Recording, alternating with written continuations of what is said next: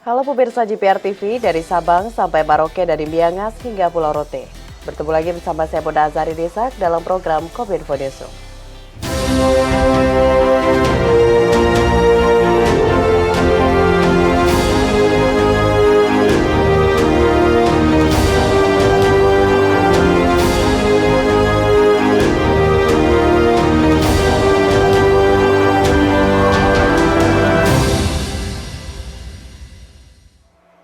Pemirsa, kita ke informasi pertama. Bank Indonesia akan membuka 5.000 lebih titik layanan penukaran uang pada momen Ramadan dan Lebaran 2023.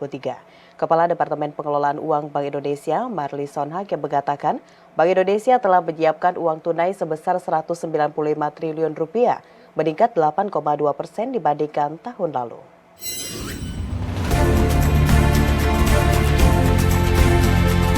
Bank Indonesia membuka 5.066 kantor atau titik layanan penukaran uang oleh perbankan pada momen Ramadan dan Lebaran 2023. Kepala Departemen Pengelola Uang Bank Indonesia, Marlison Hakim mengatakan, berdasarkan rencana penarikan oleh perbankan secara nasional, tahun ini Bank Indonesia telah menyiapkan uang tunai untuk kebutuhan Ramadan dan Idul Fitri sebesar 195 triliun rupiah, meningkat 8,2% dibandingkan dengan tahun lalu. Sementara untuk kegiatan Semarak Rupiah Ramadan dan Berkah Idul Fitri atau Serambi 2023, Bank Indonesia juga sudah melakukan berbagai pemetaan termasuk berkaitan dengan perbankan. Kita juga sudah melakukan berbagai pemetaan termasuk apa yang akan dilakukan oleh perbankan maupun oleh Bank Indonesia. Dalam konteks pemenuhan tadi, maka perbankan telah berkomitmen akan membuka titik layanan sebanyak 5.066 kantor atau titik layanan di seluruh Indonesia. Jika dibandingkan tahun lalu meningkat sebanyak 8%. Ini menandakan pihak perbankan merespon bagaimana mobilisasi masyarakat dan juga pertumbuhan ekonomi dan memenuhi kebutuhan masyarakat tadi. Terkait peningkatan titik layanan, Marlison menganggap pihak perbankan telah merespon mobilisasi dan juga pertumbuhan ekonomi dalam memenuhi kebutuhan masyarakat. Kegiatan Serambi 2023 akan dilaksanakan secara nasional pada 20 Maret hingga 20 April 2023. Pemirsa, usulan pencabutan visa on arrival bagi turis asing Rusia dan Ukraina masih terus bergulir. Menteri Pariwisata dan Ekonomi Kreatif Sandiaga Uno mengatakan bahwa pihaknya tengah melakukan peninjauan ulang secara komprehensif terkait usulan Gubernur Bali Wayan Koster tersebut. Menteri Pariwisata dan Ekonomi Kreatif Sandiaga Salahuddin Uno dalam The Weekly Brief mengungkapkan akan melakukan peninjauan ulang secara komprehensif terkait usulan Gubernur Bali Wayan Koster soal pencabutan visa on arrival bagi wisatawan mancanegara asal Rusia dan Ukraina. Mengingat tingginya angka pelanggaran yang dilakukan oleh warga negara dari dua negara tersebut yang menjadikannya alasan untuk mengusulkan pencabutan VOA untuk Rusia dan Ukraina. Lebih lanjut, Sandiaga juga menyampaikan tengah membahas usulan tersebut bersama dengan Direktorat Jenderal Imigrasi Kementerian Hukum dan Hak Asasi Manusia dengan melibatkan pemerintah Provinsi Bali untuk terus memantau perkembangan terkait visa on arrival, serta akan memberikan info terbaru apabila telah ada tindak lanjut dari usulan Gubernur Bali Wayan Koster. Selain itu, alasan lain yang menyebabkan dicabutnya VOA negara Rusia dan Ukraina adalah terkait dengan kondisi negara yang sedang berkonflik, membuat warganya ingin mencari kenyamanan di Bali termasuk untuk bekerja. Yang kami akan lakukan review secara komprehensif karena VOA ini lintas kementerian lembaga dan melibatkan data-data yang sifatnya longitudinal, yaitu berdasarkan data-data jumlah wisatawan yang masuk, jumlah wisatawan yang berkualitas, yang berpotensi untuk meningkatkan pemulihan pariwisata bukan hanya di Bali tapi juga di Indonesia. Karena kita tidak bisa tebang pilih, kita harus melakukan ini semua dalam kompleks situasi yang kita harapkan mendatangkan sebuah kebijakan yang sifatnya terukur dan balance. Kita akan libatkan Pemprov Bali tentunya dalam pembahasannya. Sekarang ini saya bersama Pak Dirjen Imigrasi terus memantau dan kita akan memberikan update jika seandainya akan ada tindak lanjut dari permintaan dari pemerintah Provinsi Bali khususnya mengenai VOA. Informasi lainnya pemirsa, Wakil Presiden Maruf Amin mendorong Badan Amil Zakat Nasional sebagai lembaga pengelola zakat secara nasional aktif berperan mengupayakan penguatan ekosistem zakat nasional.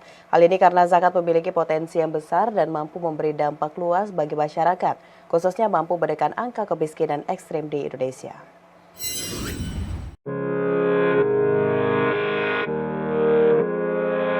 Wakil Presiden Maruf Amin dalam acara Basnas Award 2023 mengatakan seluruh komponen ekosistem zakat perlu diorkestrasi agar perannya semakin selaras dan saling mendukung dalam mengoptimalkan zakat.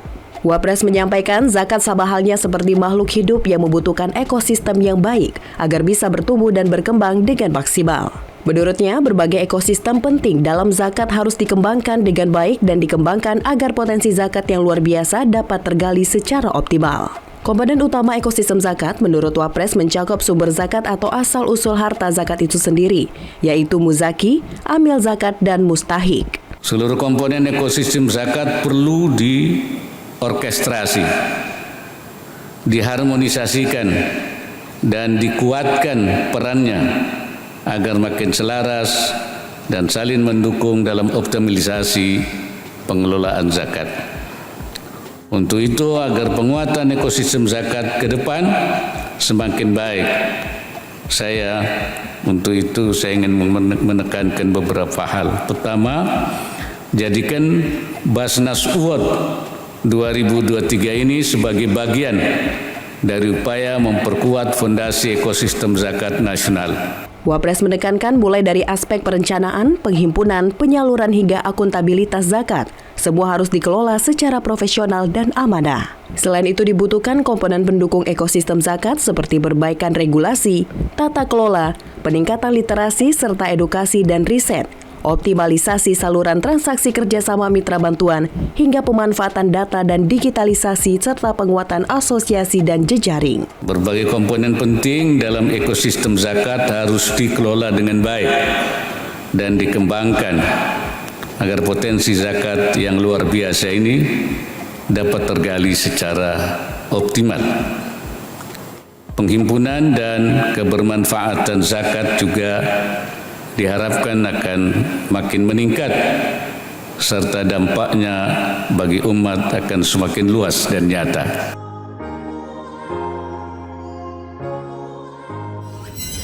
Pemirsa, DPR RI resmi menyetujui proses naturalisasi Justin Hubner, Ivar Jenner, dan Rafael Struik.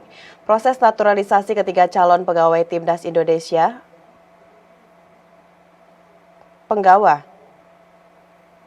Aku bilang pegawai tadi. Ya, aku pegawai tadi. Struik, oke, Struik. Pemirsa, DPR RI resmi menyetujui proses naturalisasi Justin Hubner, Ivar Jenner, dan Rafael Struik. Proses naturalisasi ketiga calon penggawa Timnas Indonesia U20 itu disahkan dalam rapat paripurna DPR RI di Jakarta.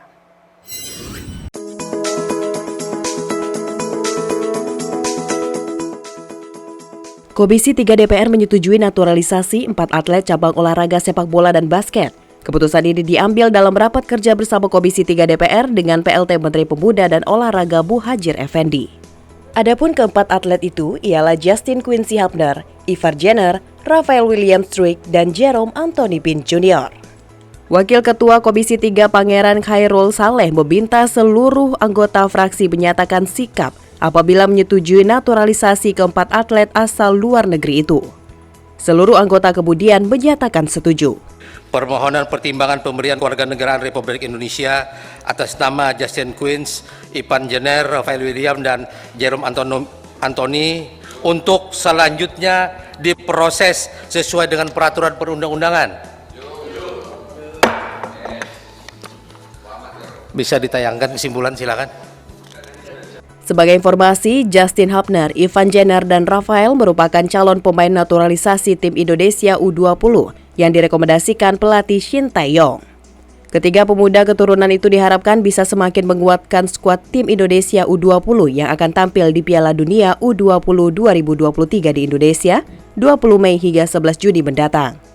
Pelaksana tugas Menteri Pemuda dan Olahraga Muhadjir Effendi menyatakan naturalisasi bisa menutup peluang talenta terbaik Indonesia. Oleh karena itu, sepak bola dan basket harus segera membuat cetak biru pengembangannya ke depan. Untuk mengangkat harkat martabat bangsa Indonesia, tadi juga sudah disinggung, karena pilihannya adalah hanya dua. Kalau bendera itu di Indonesia itu dikerek itu, apa bahasa itu kalau kunjungan presiden atau kalau kita memenangkan pertandingan olahraga. Tapi di samping itu, ini adalah momentum yang belum tentu akan terjadi untuk beberapa puluh tahun yang akan datang. Pemirsa, usai jeda pariwara kami akan kembali dengan dialog Undang-Undang TPKS disahkan, bisakah melindungi korban? Sesaat lagi.